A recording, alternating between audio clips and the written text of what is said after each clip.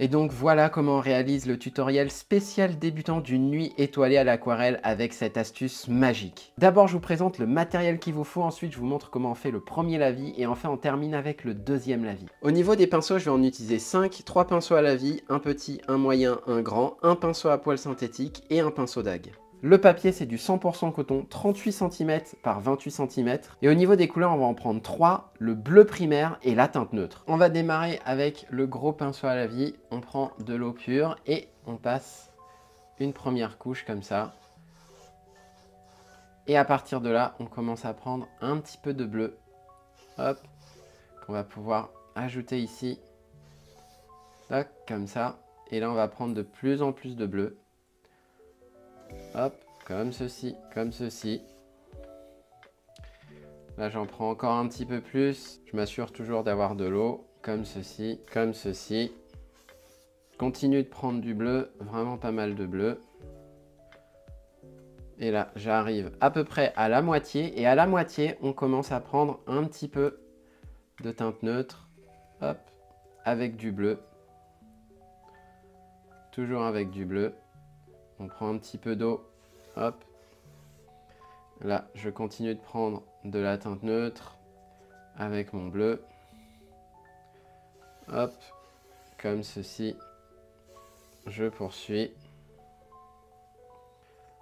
Et là, je prends de plus en plus de teinte neutre avec de plus en plus de bleu. Tac, comme ceci.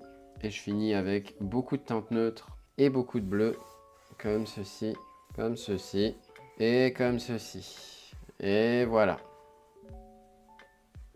N'oubliez pas de récupérer l'eau en dessous de votre lavis s'il y en a. En attendant que notre premier lavis sèche, si ce contenu vous plaît, je vous invite à vous inscrire à mes secrets d'aquarelliste du vendredi où chaque semaine je partage auprès de milliers de passionnés à l'aquarelle une technique, une astuce ou une leçon concrète pour que vous puissiez créer de sublimes aquarelles. Pour ne rater aucun secret d'aquarelliste que j'envoie par mail chaque vendredi après-midi, cliquez sur le lien en description de cette vidéo, renseignez votre adresse email et cliquez sur le bouton pour valider. Notre premier lavis est sec et ce que je vous invite à faire, c'est à retourner votre feuille comme ceci. Et là, je vais vous montrer l'astuce magique. Tout à l'heure, je vous ai dit qu'on avait 3 couleurs, mais je ne vous en ai montré que 2. Eh bien, l'astuce magique, c'est la 4e couleur, qui est le blanc de titane. C'est lui qui va nous permettre de créer nos étoiles dans le ciel.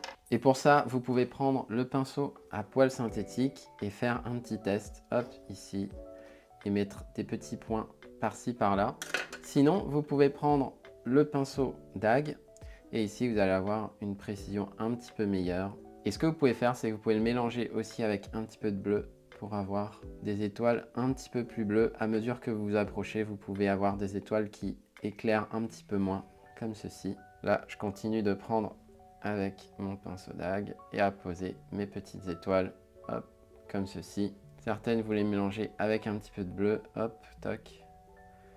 Certaines, vous les mettez complètement blanches. Vous variez, en fait. Je reprends du blanc, hop, hop, et voilà. Et donc, vous continuez comme ça. Vous vous rapprochez aussi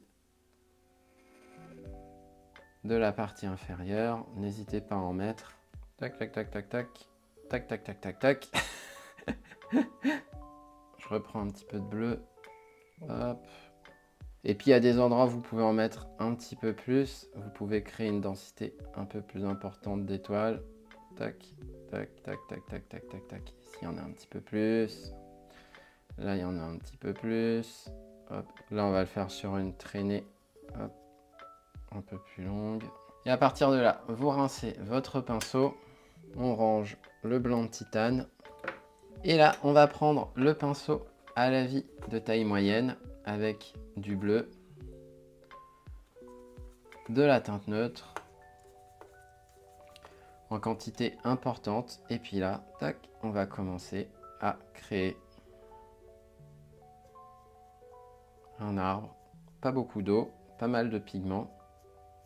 Une fois qu'on a fait le gros, on peut prendre le plus petit pinceau. On refait la même chose. Voilà, comme ça. Et puis là, on va avoir son tronc. Hop. Tac. Comme ça. On peut affiner un peu l'arbre. On peut prendre le pinceau dague pour créer des petites branches par-ci, par-là. Hop, comme ça. Hop, hop. Voilà, je travaille un petit peu le contour de mon arbre. Voilà. Et à partir de là, on prend le pinceau à lavis moyen. On reprend tout ça, on prend un peu d'eau et puis on peut créer le sol avec du bleu, de la teinte neutre. Et ensuite, on complète le tout. Tac. Tac. Tac. Et voilà.